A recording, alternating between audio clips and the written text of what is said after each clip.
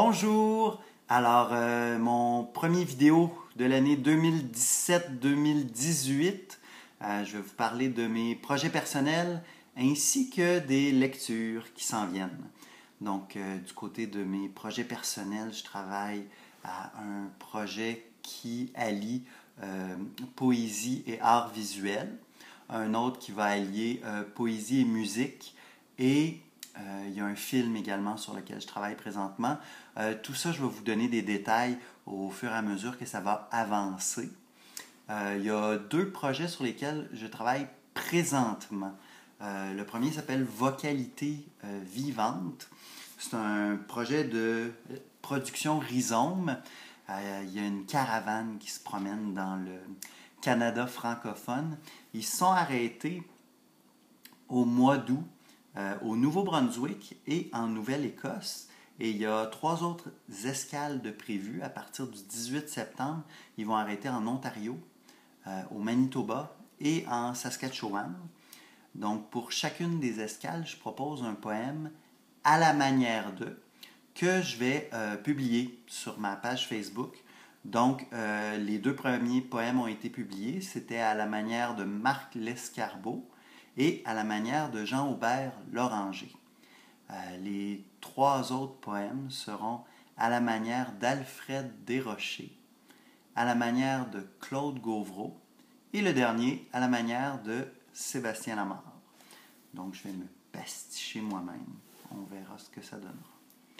Sinon, le deuxième projet sur lequel je travaille présentement, c'est une conférence qui aura lieu à la librairie Saint-Jean-Baptiste le 29 septembre à 19h30. C'est une conférence que je fais avec Cécile Lequen et Pascal Bérubé. Ça va s'intituler « L'influence du genre au quotidien ». L'affiche est déjà dans les cégeps de la région de Québec, dans certains endroits publics. Je l'ai mis également sur mon site internet personnel, donc slamarre.wordpress.com. Vous pourrez trouver toutes les informations.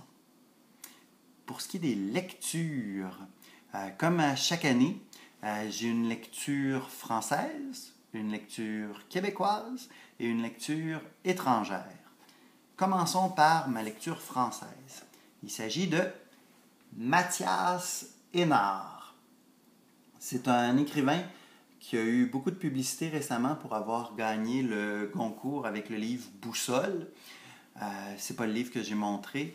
Le livre que j'ai montré, Parleur de bataille, de rois et d'éléphants, est un livre qui m'a été chaudement proposé par mon ami Jacques Ouellette.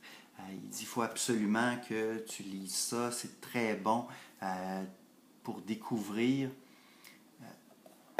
la Turquie et tout le monde oriental qui reste quelque chose un peu d'hors portée pour un Nord-Américain comme moi.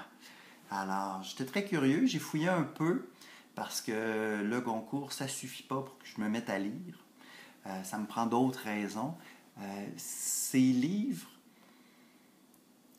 chacun a l'air de traiter d'une chose différente et surtout d'avoir un angle d'attaque différent.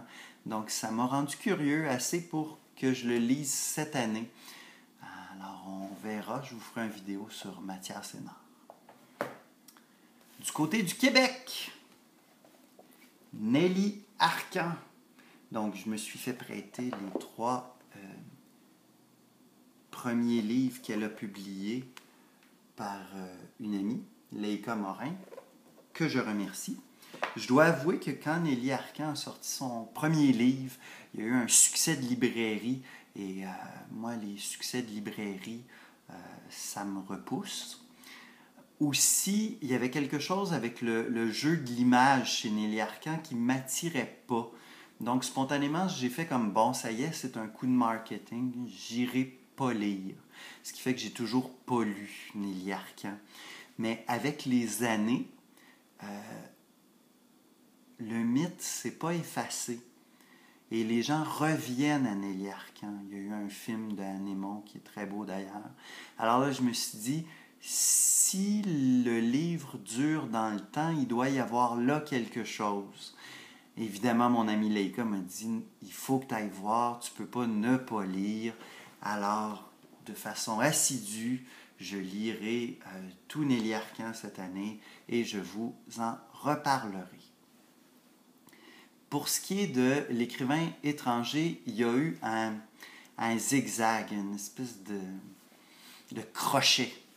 Parce que ce que je prévoyais lire cette année, c'était Ernst Junger. Mais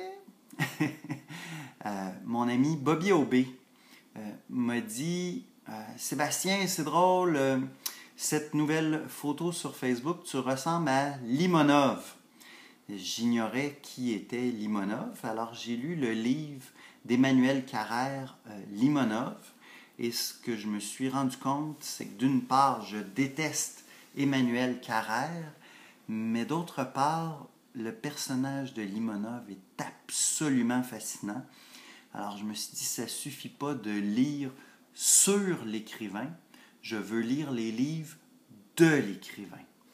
Alors j'en ai quelques-uns ici, Mes prisons, qui m'a été prêté par Jacques, que je remercie, et Le petit salaud, que je suis allé chercher à la bibliothèque. Donc je vais lire beaucoup de Limonov cette année, et je ferai également une vidéo sur lui. En plus des 3 écrivains que je viens de nommer, il y a 2 autres écrivains sur lesquels j'aimerais faire des vidéos.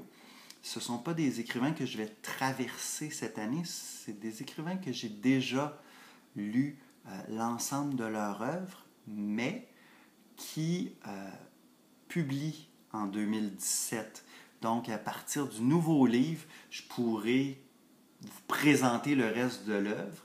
Il s'agit de Marc-Édouard Nab, que j'aime beaucoup. Donc ici, vous avez Une lueur d'espoir qui a été publiée aux éditions du Rocher. Il y a des couvertures plus drôles comme J'enfonce le clou. Et à partir des années 2000, il va s'auto-éditer avec des livres qui ont plutôt ce format-là. Donc vous voyez avec la tranche où il n'y a pas le nom et un énigmatique chiffre à l'arrière. Donc lui publie cette année Les Parts, tome 1. Donc en lisant ce livre, je pourrais vous faire un récapitulatif et vous présenter Marc-Édouard Nab. Un autre ami que j'aime beaucoup, le poète québécois Claude Péloquin. Ici, on a le flambant nu. Je peux vous en sortir quelques-uns inoxydables que j'aime beaucoup. Péloquin devrait sortir La valse fatale. Donc, dès que j'aurai lu ce livre, je vous parlerai non seulement du dernier Claude Péloquin, mais de l'ensemble de l'œuvre de cet homme exceptionnel. Alors, au moins 5 vidéos de lecture cette année, des projets en masse. On va se garder au courant. Passez une belle année. Salut!